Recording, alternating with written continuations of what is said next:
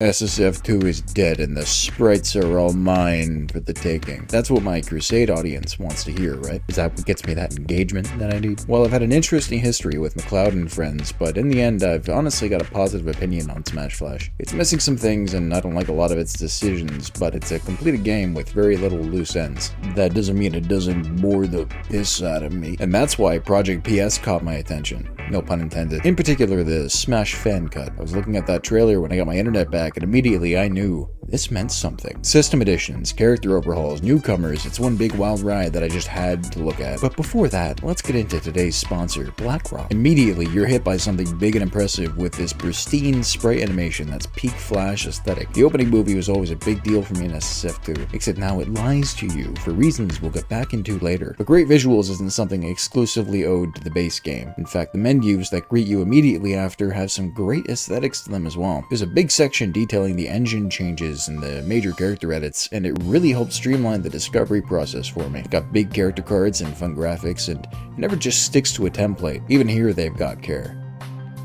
Can't click these arrows though, for some reason. Some of them you can, but you just can't with these ones. One other thing I noticed while taking the time to engage in literacy was this beautiful lo-fi track gracing my ears.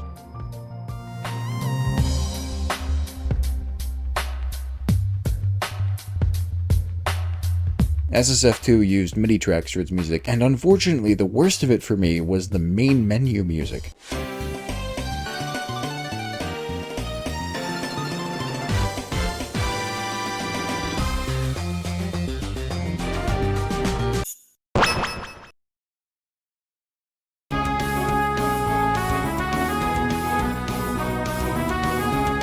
It was just, the composition was fine, but that sound font is shrill at times, alright? It belonged in Smash Bros. And the other track had enough brass to make M.U.G.E.N concerned. I always figured the use of MIDIs was a size limitation imposed by Macromedia or something, but no, apparently CD quality audio was on the table the whole time. The RPG Maker 2000 music still kicks in sometimes, though. As a lonely son of a gun, the first thing I did was go into Solo and More, which in this case treats you with the same options Mike Tyson had every day. Training, Stadium, and Black. Yeah, they got rid of a few modes. I don't really begrudge them. I know a lot of these kinds of things can be rough to adapt for new characters. Smash has way more incidental details in it than people really consider. By far the worst parts of modding Smash games is when you get to a lot of the integration with minuscule content that only 10% of the community engages with. Now, what sucks for me is I'm part of that 10%.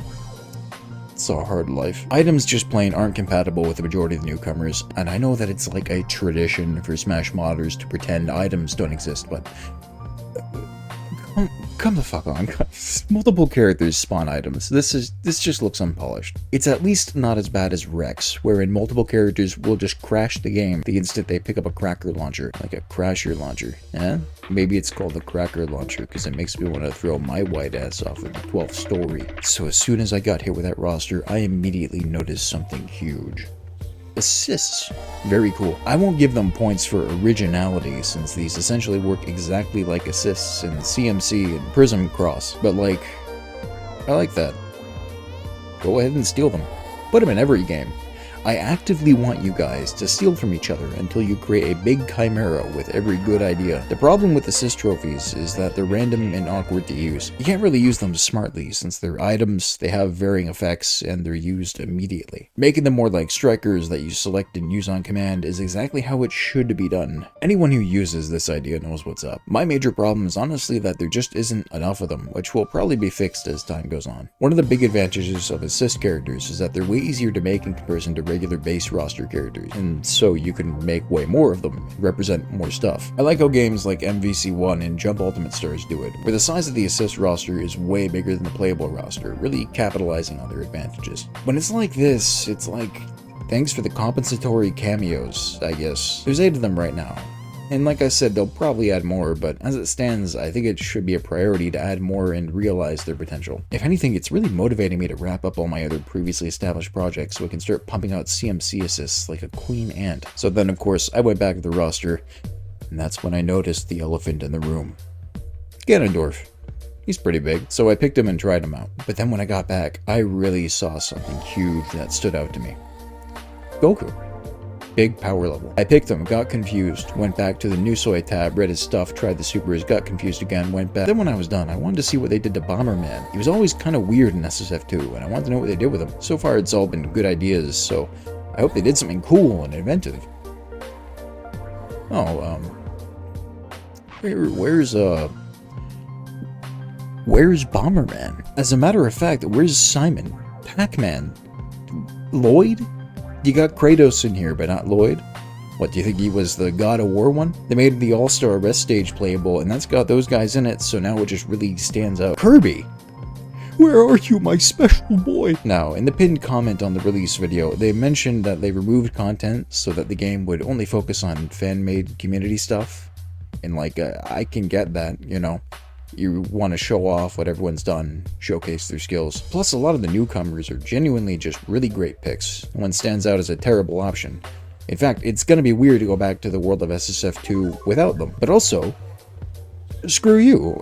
Double standard ass. Smashville's right there. What, did you fix a dead pixel on the balloon or something? As a matter of fact, as far as I can tell, not a lot of the stages were removed or edited, so it really just seems like they wanted to get rid of some characters. Look, this is probably the biggest issue for me. Like I said, SSF2 already felt like a completed game, so if they just kept this stuff in, they'd have basically added DLC onto SSF2. But as it stands, I legitimately have reasons to go back. I don't want that.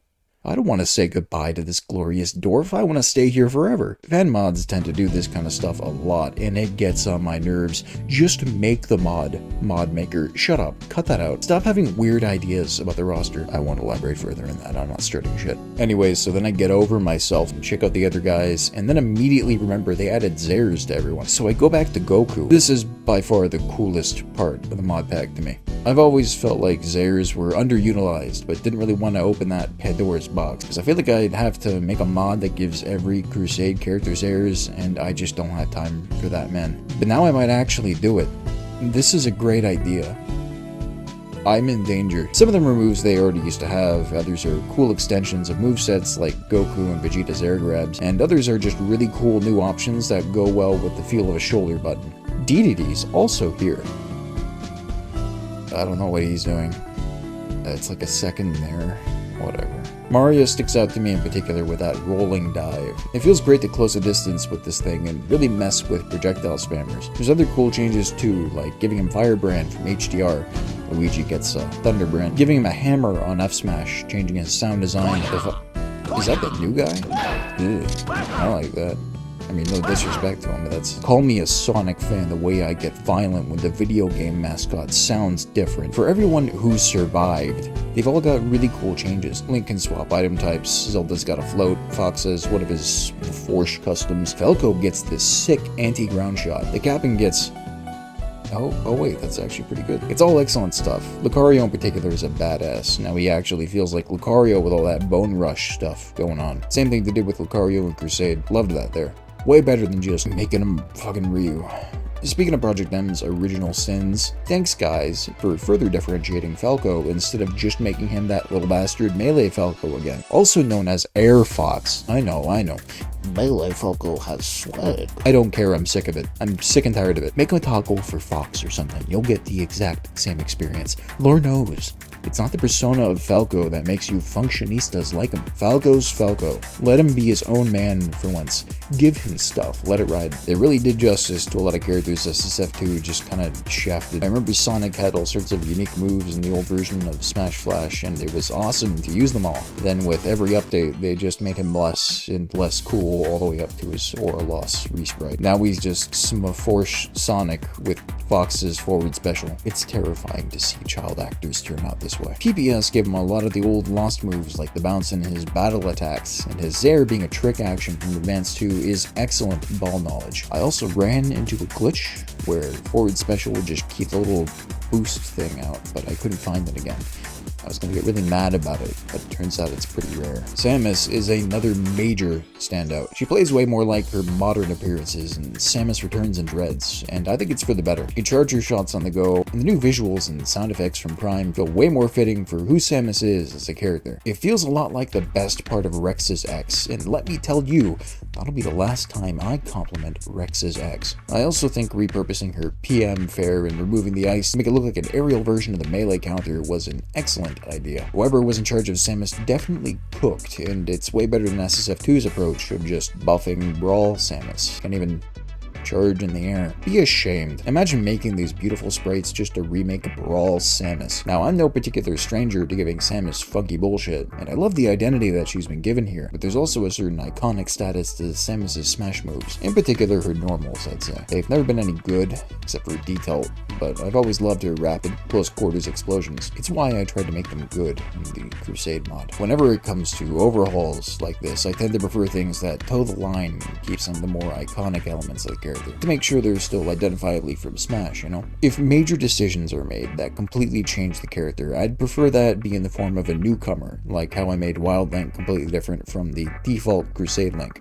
That way it really feels like they're different people, and different characters who you'd pick for different experiences. Maybe a Dread Samus and a regular Samus as two different characters. Populate the Smash list with a fourth Samus. I think if I made the Crusade Ganondorf Overhaul today instead of back then, I would have kept things like his Fair and an advancing D-spec. I moved Fair to dash attack, and I like that still, but you know, that old Fair feels good. And I think I probably would have tried to match his playstyle in PM as a fast, heavy rushdown brute. Not that stupid up smash though, or that shitty float on N-spec. Look, listen to me, I had to switch hands on my mic for this. That thing is way overhyped. No, you fools, it shouldn't be his neutral special in regular Smash. It's just a float, and a lame one at that. The cape flip, maybe.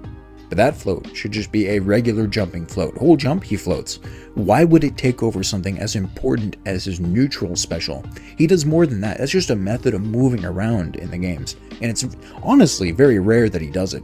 So why should it be given the importance of neutral special? Everyone else gets a normal float, but these idiots keep putting it on neutral special in every damn mod pack. I'm sick of it. What, you gonna mod out Peach's Toad? Make her float on neutral special too? Feels awful. None of you cowards know how to design shit. Just give him the energy ball. Oh, there it is. I always had a soft spot for SSF2's Ganondorf for kind of fitting that definition really well, being a middle ground between an overhaul and an evolution of Sakurai Dorf. In particular, I felt that cape flip was a really natural nair, and thank God they changed it. No one ever touches nair. They all want Ganondorf to kick things. Up throw having that energy shot was a really cool way to keep him projectile impaired without forgetting his magic. And the implementation of the Wizard's drop kick was really smooth. But I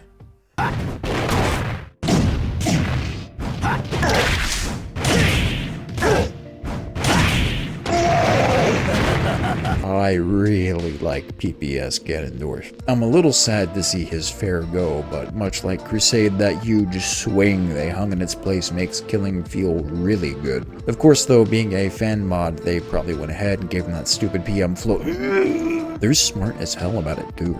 Since this dwarf still feels heavy and strong, the best way to go about this sort of thing is to make it a singular stunning projectile that doesn't travel far enough to make it good for zoning. That way, you yourself can close the gap with a follow-up after the stun and really get in there, and PPS Dwarf does exactly that. The projectile travels at a low angle, so it doesn't go too far, but it's also harder to dodge, especially charge. Having N-spec charge up a single projectile instead of multiple may be technically inaccurate, but it's fine, man. He's got an energy ball. This is already way more accurate than most mod packs. Plus, usually when mods give Ganondorf the multi-shot, it's for a build that already has long-range attacks or relies more on range. Triforce Ganondorf, Phantom Ganon, even Crusade Ganondorf is more of a mage. This is the heavy-as-hell Twilight Princess Ganondorf. He's so big that even your mom, yes, yours, Michael, feels peer pressured to keep bulking on carbs. This single shot contributes to his options as a close-range bruiser rather than contradicting them. Now, it's not all perfect. His new F-spec is really cool. It reminds me of Bronze Greek God's Sword Ganondorf moveset from the Brawl modding days, though it's got less options. That being said, there's no way in hell it should replace the Flame Choke. I really like that they put it on Zerv, so you can still kinda Ganon side, but the tech chases and shield pressure are what make Smash Ganondorf Smash Ganondorf. It's like the one thing everyone likes about him. Even Project M kept it, and I know they had to fight against their inner demons like Norman Osborn to keep themselves from replacing it with a Gerudo Dragon. The new D-spec is a cool idea. I've got something kinda similar on my personal ultimate mod list, but I don't think it's anywhere near as satisfying or cohesive as the rest of his kit. Yeah, it hops projectiles and moves him towards foes. It's way better than the normal Warlock punch, but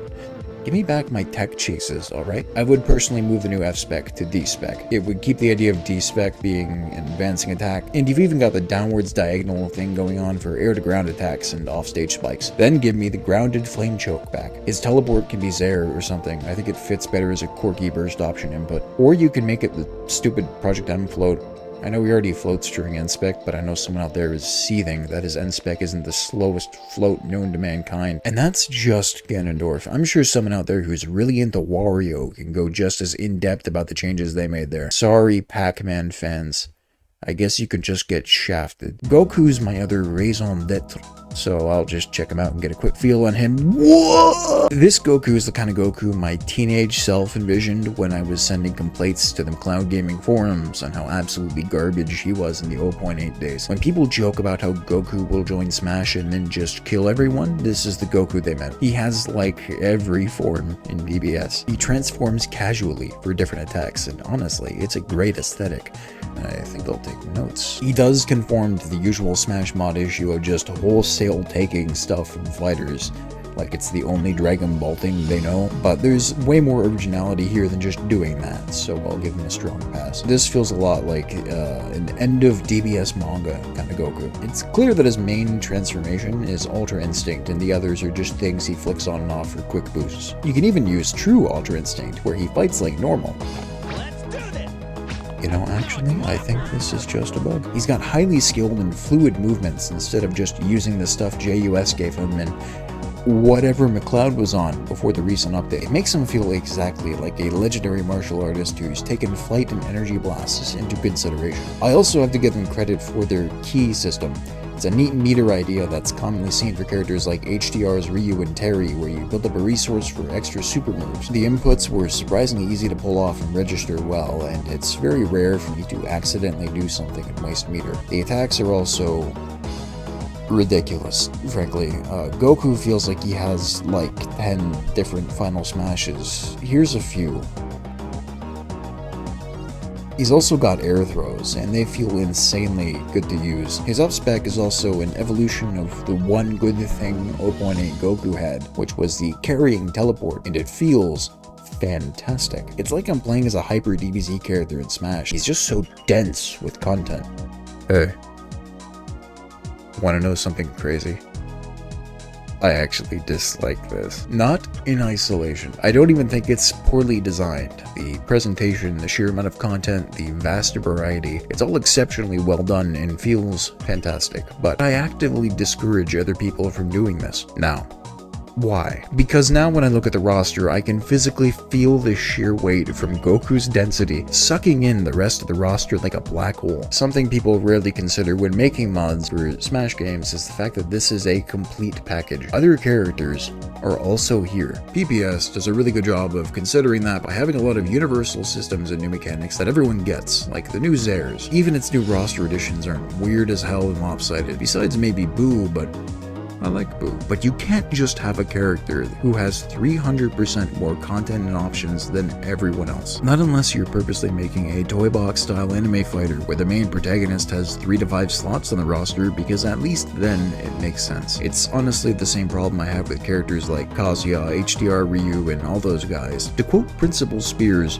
you are not the only person in the world. I like to call it the Mugen Effect. Mugen characters necessarily have to stand out on their own. They are their own products. Very rarely are they meant to interact with a larger whole. They're collected, and then they're put into large rosters, but unless you're making a full game screen pack, it's not necessary to consider anyone else's characters. This results in characters who have 20 forms, 3 billion supers, and cutscene long attacks that do not give a flying fuck about what the other guy is doing. But in a completed package, this sort of bloating really only works if everyone else is equally bloated, because then it looks normal to some extent. Take, for example, Super Saiyan Vegeta in Hyper DBZ. He's got a bajillion intros, he's got multiple multi-tiered supers, he can transform twice, he's got a secondary meter mechanic, he's got like 5 different level 3 finishing animations. He's insanely dense with content, but so is everyone else in Hyper DBZ. That's why it takes 10 years for a new update to come out. But if you put Super Saiyan Vegeta from Hyper DBZ into Super Street Fighter 2, it'd look completely stupid. It's like, why are there even other characters on this roster? All the content's in the Saiyans. opinion. And that's how I feel when I see these Mugen-ass characters in Smash mods. You're contributing to a whole. Smash Bros isn't Mugen. Now, you can go ahead and do it.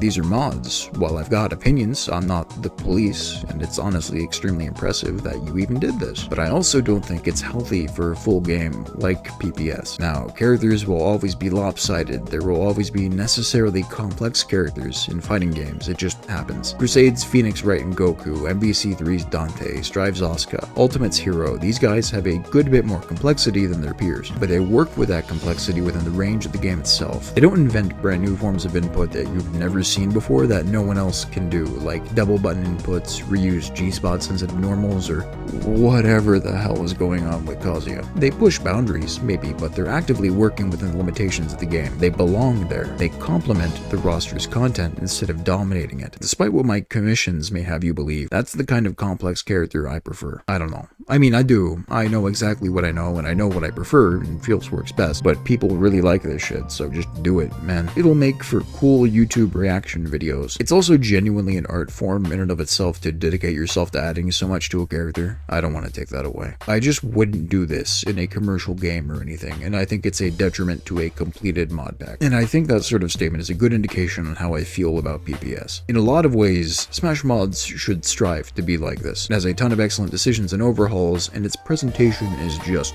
phenomenal. There were so many times playing this mod that I tried out a character, saw a feature, and thought, I gotta steal that. It's definitely braver than most mod packs, and it's unique in that its bravery is usually motivated by good ideas instead of just trying to be different for its own sake. It actually took risks, and they were good risks. Making a hero's spell menu a command deck, stuff like that is brilliant. This is a fantastic mod pack, and you should really try it out. I genuinely applaud everyone involved, and I really can't wait to see how else this team evolves the game. I don't even think they should simplify Goku like I want them to. I know what it felt like to watch X get butchered in the transition from PMEX Remix to Rex, and I won't wish that on anyone else. But I don't think I can make it my new dedicated form of playing SSF2 just quite yet. SSF2's biggest advantage over every other Smash mod pack is that it's complete. Sure, not everyone's got unique target test maps yet, and it could use things like trophies, but there aren't any characters who truly feel like they're missing something by comparison. There aren't any big spots on this roster where I'm like, wow, they're really missing this character, and it feels like a nice, tight-knit package of achieved goals. It doesn't feel empty, and most importantly, it feels insanely polished. That kind of polish and completeness is not only absent in PPS, but it's actively disturbed by it. Features are missing, characters are gone, a lot of the loose ends like item integration are just plain incomplete, and the content is really lopsided in some regards. But hey, for a showcase of what the community is doing, I'm really impressed. I think I'm gonna have to up my game. You guys are really talented. So for the guys who made the mods that went into this, let that be the big takeaway here. I'm impressed, and you should be proud. Take those skills and make some money with them, because you're genuinely talented, and I want to see you all succeed. Just tie up the loose ends for the mod pack so it really feels like a complete package, and make a bajillion assists, and change the name. What's a PPS? Should I not Google that? PMEX Remix rightly shortened their name to Rex. Maybe shorten yours to something else. Maybe Piss? Play Voggery. Links in the description, he's waiting for you. Donate to help make the commercial release.